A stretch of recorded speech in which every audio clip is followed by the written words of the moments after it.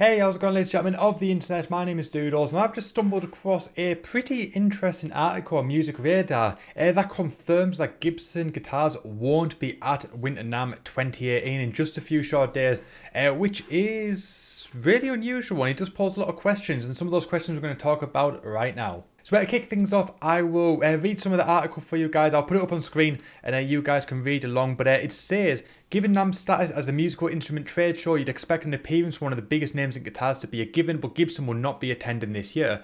Rather than its customary third floor stand at Anaheim, the company is instead focusing its efforts on the Consumer Electronics Show in Las Vegas, which takes place on the 9th to 12th of January 2018, which is around the same time as NAMM. The move seemed to tally with Gibson's brand's recent statement regarding the shock move to end development of the Cakewalk music software, where it stated that the decision was made to better align with the company's acquisition strategy that is heavily focused on growth in the global consumer electronics audio business under the Phillips brand.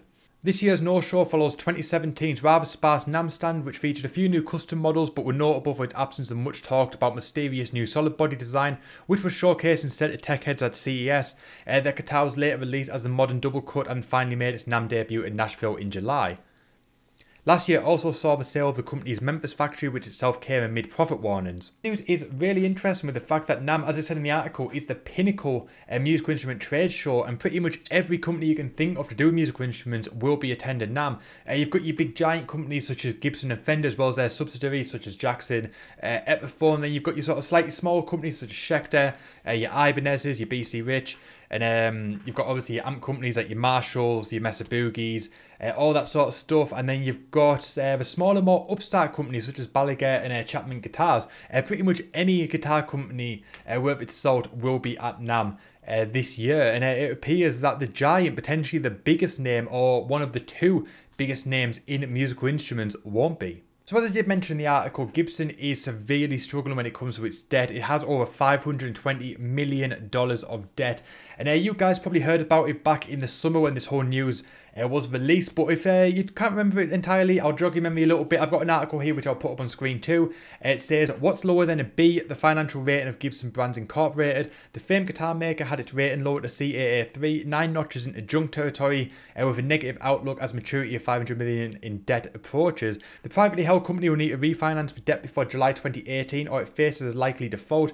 Moody Investor Services said last week there's uncertainty about the company's ability to refinance its debt and that its capital structure is unsustainable. Now this poses a lot of questions to me. Now one of them is, especially for a big brand such as Gibson, are guitars really as profitable in 2018 as the likes of you and me might think so? On the flip side, are consumers more gearing towards the sub $1,000 type guitars, the sort of lower mid-range guitars, as opposed to the $3,000-$4,000 guitars that Gibson are known for? Now Gibson have long been at the forefront of the higher end guitars, the standards, the customs and even the custom shop stuff, where it's not uncommon to put $3,000, $4,000, even more $1,000 into a guitar. And does consumers really want that today? The $1,000-ish range guitars are really thriving at the minute, from companies such as Schecter, Ibanez, to smaller, more startup companies such as Balaguer and Chapman Guitars. It is really easy to get an amazing guitar for $1,000 as opposed to putting the $3,000 or $4,000 into a guitar such as Gibson.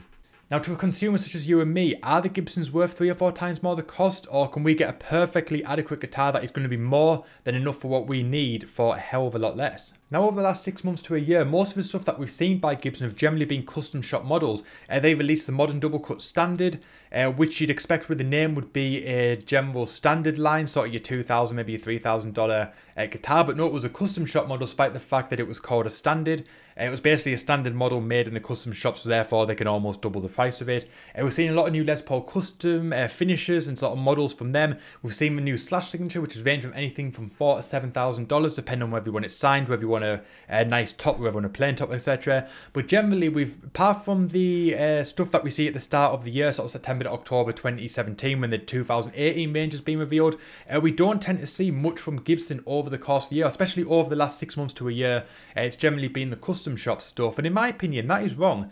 The fact that Gibson, although the $4,000 guitars are going to bring in more revenue per sale, I think Gibson are going to get a lot less sales with that, because we can, rather than taking our $4,000 and buying one guitar, we could buy 3, 4 amazing guitars, or build a whole guitar rig with a guitar, an amplifier, a pedal board that is going to be more than enough for what most of us need when we're gigging, when we're practicing, when we're recording.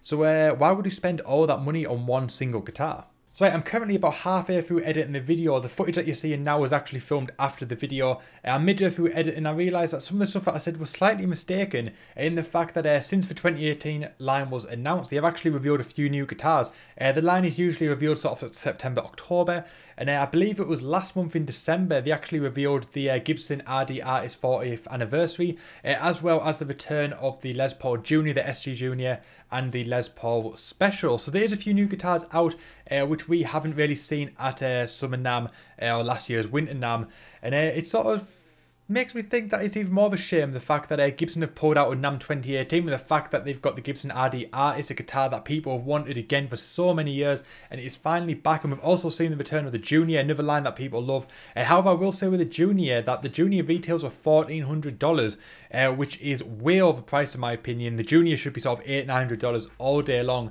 But there is new guitars there, especially the RD Artist looks sweet as. And it's going to be a real shame that this isn't going to be at NAMM, and we can't see all our favourite channels talk about it, sort of do coverage on it, and maybe even get to play it. So right, back to the video. Now, as I also mentioned, the Modern Double Cut was revealed at Summer NAMM officially as the Modern Double Cut, and a lot of people gave it hate, and I think this also could play into the fact of why Gibson have pulled out of NAMM 2018. Because why would you invest all this time, effort, resources, money into building new shapes such as the Modern Double Cut and revealing them only to get ridiculed? Because Gibson got ridiculed for that Modern Double Cut standard. And to tell you the truth, I personally liked it. If it wasn't a custom shop model, if it was a regular line, if they maybe did a studio, traditional, a standard type of guitar with it, maybe your $1,000 to $2,000 guitar, I would have probably bought one. But when it comes to the classics such as a Heritage Cherry Sunburst Les Paul, a Cherry Red SG, we know we can get one. If we want one, we know we can go to Guitar Centre, Guitar, and Installment, depending where you are in the world, and we can buy one of them. We don't need Gibson to have a display at NAMM to show us a Cherry Red SG. We've seen them time and time again, and there's no need for them to show us more of them, because if we want one, we just go to the store and we can buy one. So if they're not going to work on any new products, then I can sort of see why they're not going to put the time and effort into Winter NAMM. But then also, by not putting the time, effort and money into Winter NAMM, they could further distance themselves from our mind. When Winter NAMM happens and we see the new Schecter models, we see a nice new Schecter, we see a new Chapman, and we go, damn, that looks pretty damn sweet. And then next time we've got the money in our pocket and it's burning a hole in our pocket, we'll go to the store and we'll buy one of them, rather than another Gibson SG. But then to sort of circle back to the original point that I made, maybe guitars just aren't as profitable for Gibson these days. As it said in the article, Gibson are focusing more on the consumer electronics with Phillips. Obviously, Phillips do all sorts of stuff from audio to vision. Pretty much anything to do with consumer audio, Phillips have a part in it. So maybe that is the way to go. Gibson have $520 million of debt, and clearly guitars aren't working for them, or at least their guitar business strategy isn't working for them. So maybe it's time that they start focusing more on the consumer electronics and less on Gibson guitars, which is a shame because the Gibson brand, it says Gibson, that's the name of the brand, and obviously Gibson guitars goes along with that brand. It's a real shame that they distance themselves from that, and hopefully they can claw it back, but I think they definitely need to sort of rework their business strategy if they're going to do it. But maybe they're going to take a little bit of a break. They're going to just have this sort of general year and year out sort of models for 2018 range, 2019 range, just sort of typical Les Pauls, SGs, and then maybe once they clear some of the debt, then they might start getting back into the game. But maybe by then it'll be too late, and maybe by then Gibson will be forgotten about. Fender will rise up as being the biggest brand of all, and we'll start to see some of the smaller companies, your Chapmans, your Schecters, and that sort of take the place that maybe Gibson would have had. You always have your die-hard Gibson fans though that are going to buy the Les Pauls, the SGs, no matter what. But there's so much choice in the world that maybe we just don't have to anymore. And maybe Gibson know that. So I've gave you a lot of things to think about. I'll give you 4 or 5 different points, 4 or 5 different questions, and 4 or 5 different things that are on my mind that I'm sort of thinking about with this whole situation with NAMM. What does it mean? What might it mean for the future of Gibson? But I want to pass that question off to you. What do you think of this whole thing? Do you think that Gibson are losing their market share when it comes to musical instruments? Do you think Gibson is smart to focus on brands such as Phillips? Do you think that Gibson just isn't what everyone wants in this day and age? Do you think that there's far better guitars out there for the money, and basically Gibson have lost it, really? Is that pretty much the way that it is going? Let me know what you think down below in the comment section. And if you've enjoyed this video, you want me to talk about more current events when it comes to musical instruments, music in general, and make sure you hit that like button to let me know you've enjoyed it, and also hit that subscribe button so when I do release all the videos, you don't miss out on them. My name is Doodles. Thank you so much for watching, and I'll see you guys next time.